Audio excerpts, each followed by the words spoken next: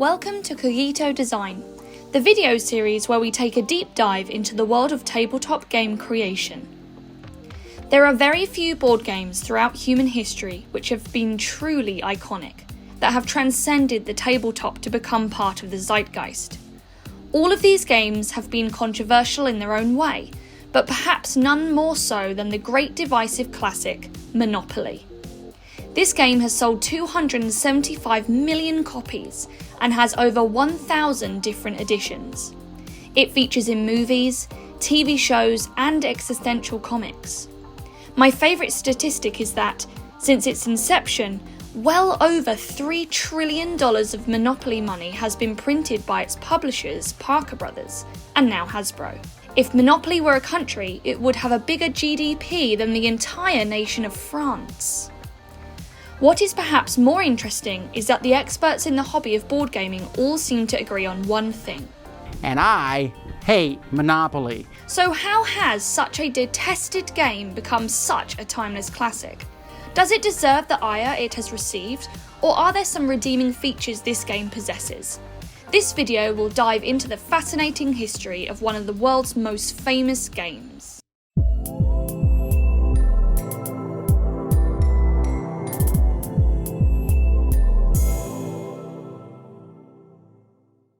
The history of Monopoly is quite incredible.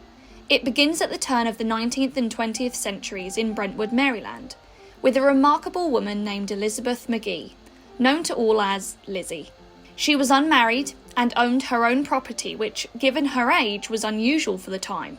This was, of course, before women even had the right to vote. She was also an ardent progressive and would lecture about her politics in the evenings, but she always felt like she was never getting her message through to enough people. At the time, board games were becoming a popular pastime amongst the middle classes. Lizzie therefore hit on the fantastic idea to try to teach her political beliefs through the medium of games. Just like chess was designed to teach warfare, and Moksha Patam, now known as Chutes and Ladders, was designed to teach about the Hindu concept of samsara, Lizzie's creation would gamify the dangers of unrestricted capitalism through its game mechanics. Its aim was to educate and to persuade. Thus, the Landlords game was born. Lizzie was a great admirer of the work of Henry George, a man with some unique ideas on economics and land ownership.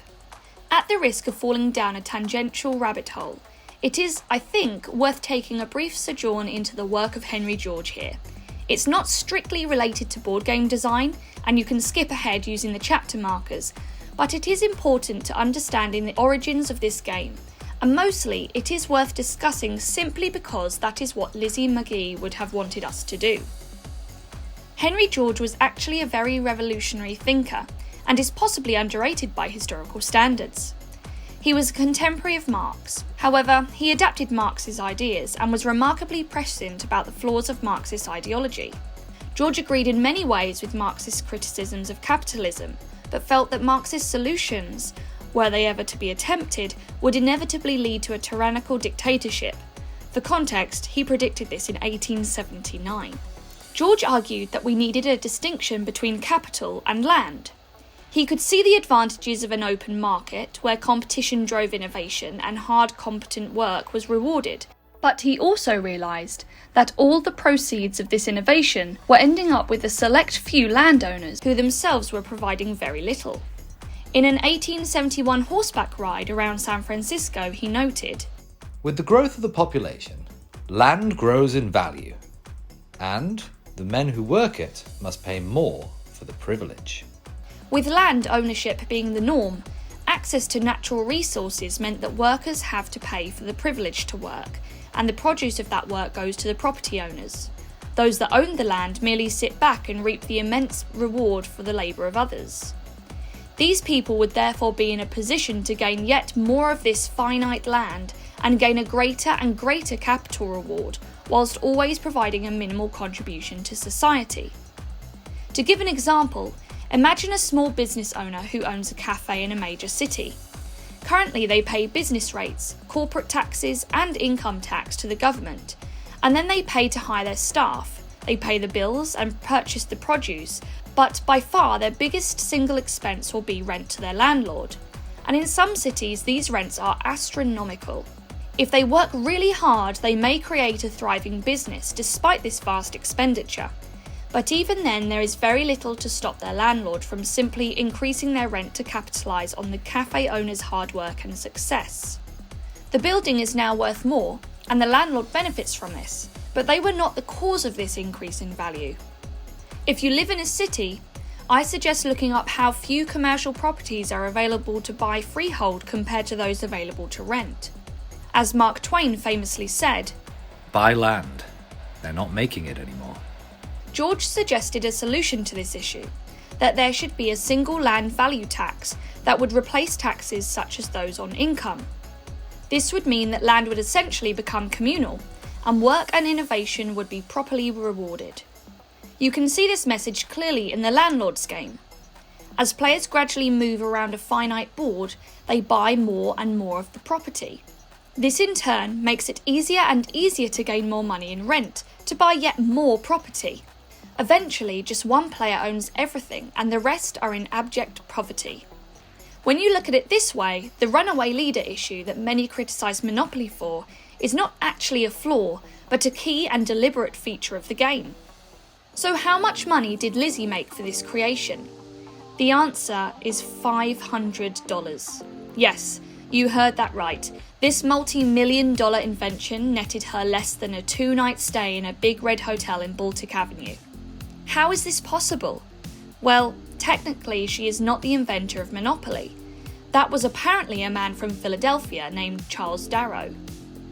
During the heights of the Great Depression, a young couple, Charles and Olive Todd, sat down to play a homemade board game with their friends, the unemployed Charles Darrow and his wife Esther. The game itself was passed around from house to house by word of mouth, and recreated with paper and pens. It was known simply as the Monopoly game. This was actually, of course, the Landlords game, but at the time Darrow was not to know this. Darrow was blown away by the game and struck upon an idea. He asked his friend for a written version of the rules without giving his true motives, and then started to sell freshly printed copies of his new game, Monopoly. He initially approached board game producers, the Parker Brothers, with his invention, but they famously rejected it, citing numerous problems with the gameplay. Undeterred in his plagiarism, he soldiered on and managed to sell all of his copies of the game. Seeing his success, the Parker Brothers hastily changed their minds and, seemingly forgetting their previous reservations, licensed the game and began to print it en masse. Now, the exact truth of the next part of the story is hard to ascertain, but what we do know is that in the mid-1930s, Parker Brothers began to recognise the true potential of their new product, and so decided to buy up the rights to any competitors.